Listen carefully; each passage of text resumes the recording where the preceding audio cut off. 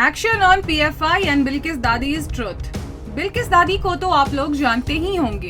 ये वही बिल्किस दादी हैं जिनका नाम शाहीन बाग में एनआरसी और सीएए जैसे विरोध प्रदर्शन के बाद काफी सुर्खियों में आया था। यहाँ तक कि टाइम्स मैगजीन ने इन्हें अपने टॉप 10 पावरफुल लोगों की लिस्ट में जगह भी दी थी। उत्तर प्रदेश के हापुड़ से बिलोंग करने वाली बिल्किस दादी बताती हैं कि वे कभी स्कूल पढ़ने नहीं गई हैं, ना ही कभी उन्होंने कोई और किताब पढ़ी है। उन्होंने जितना कुछ भी पढ़ा हुआ है वो सिर्फ अपने धार्मिक किताब कुरान से ही पढ़ा और सीखा हुआ है। अगर हम आगे इनके परिवार की बात करें तो काफी पहले ही इनके पति की डेथ हो चुकी थी और ये दिल्ली में अपने बहू और पोते पोतियों के साथ रहती हैं। लेकिन आजकल बिल्किस दादी का नाम एक बार फिर सुर्खियां बटोरे हुए है। हालांकि ऐसी शंका तो पहले ही जताई जा रही थी कि इनके द्वारा किए गए इस विरोध के पीछे का मकसद कुछ और ही है और जिसके लिए इन्हें फंडिंग भी की गई है। लेकिन अब ये बात प्रूफ भी हो चुकी है और विगत सूत्रों से ये पता चलता है कि इन्हें पीएफआई यानी पॉपुलर फ्रंट ऑफ इंडिया के ही किसी मेंबर ने पैसे देकर इन सब धरनों के लिए तैयार किया था।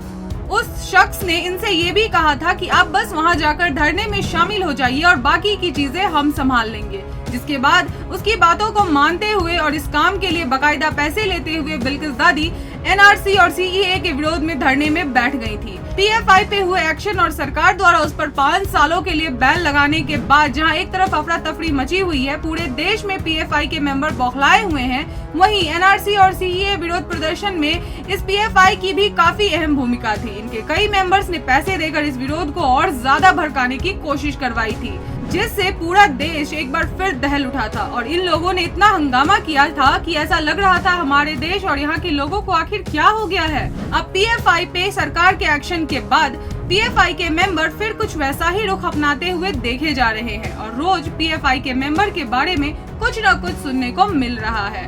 15 से ज्यादा राज्यों में पीएफआई के ऑफिसेज में छापे मारकर इन लोगों के संदिग्ध मेंबर को गिरफ्तार किया गया है, क्योंकि ये मेंबर्स दिल्ली के चक्का जाम करने की प्लानिंग कर रहे थे।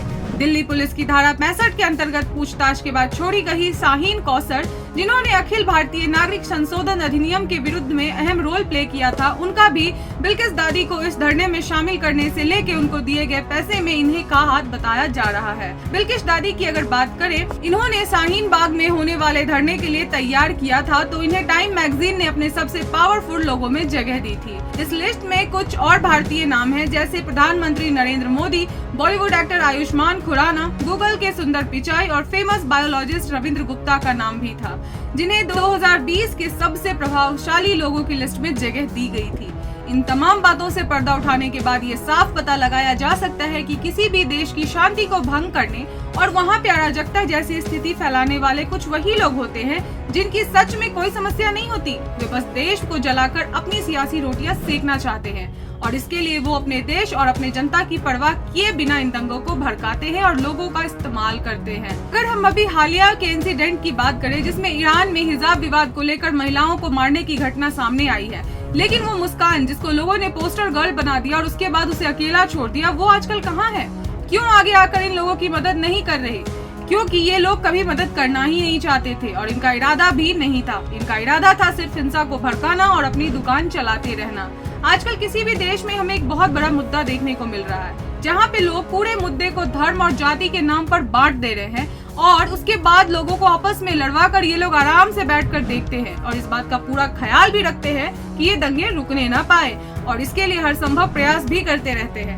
तो आपका इस पे क्या कहना है, हमें कमेंट सेक्शन में जरूर बताएं और वीडियो को अगर पसंद आई हो तो इसे शेयर करें और लाइक करें।